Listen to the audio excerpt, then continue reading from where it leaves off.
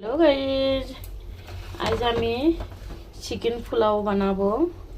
তো কাজু বাদাম লিয়েছি, এসব দিয়ে পেঁয়াজগুলো বেটে নেবো।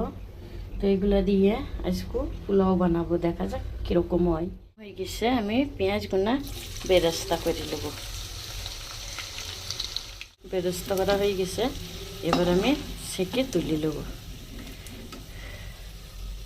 রসুন পেস্ট সবটা দিয়ে এবার মাখিয়ে নেবো। নিয়ম মতন দইও দেবো, কাঠটা দই, বাদাম আর কাঠবাদাম পেস্ট, গরম মশলা বাটা, পেঁয়াজ বেরেস্তা মাখিয়ে নেবো।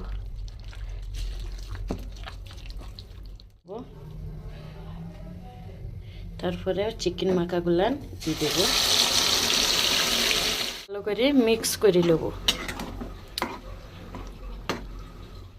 হয়ে গেছে, এবার আমি নামিয়ে নেব, দিয়ে নামিয়ে নেব। ভাতটা কিছুটা বানাই লিয়েছি, এবার চিকেন বানাইছি, চিকেন আর আন্ডা এবার এগুলা দেব।